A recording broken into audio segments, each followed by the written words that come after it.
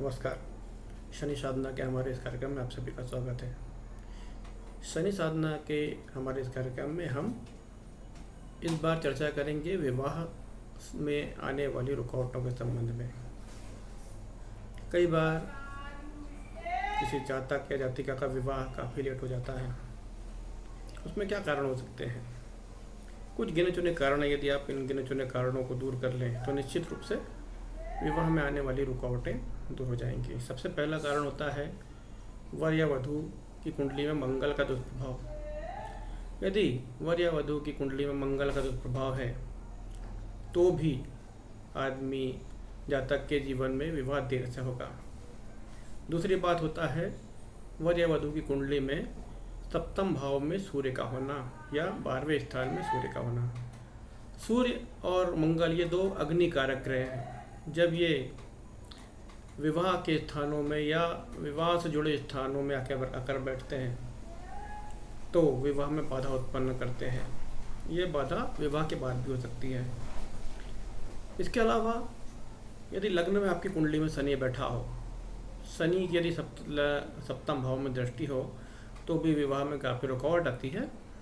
और मान लो गोचर में यदि शनि सप्तम भाव को देख रहा है तो भी विवाह में रुकावट आती है।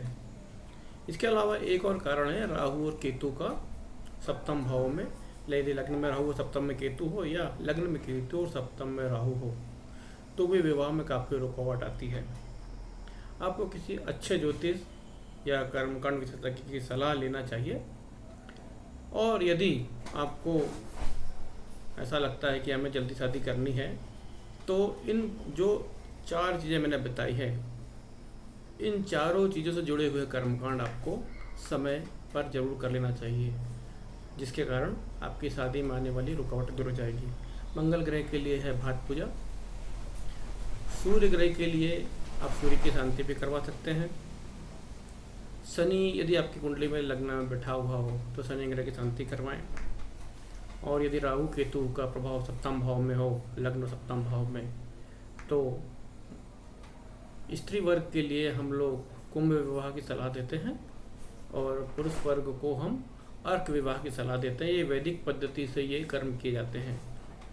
यदि किसी अच्छे ज्योतिष विशेषज्ञ की सलाह लेकर आप ये कर्मकांड या अनुष्ठान समय से पहले करवा लेते हैं तो सही समय पर आपका विवाह संपन्न हो जाता है और जीवन में आने वाली जो प्रोग्रेस और उन्नति है वो सही समय पर स्टार्ट हो जाती है।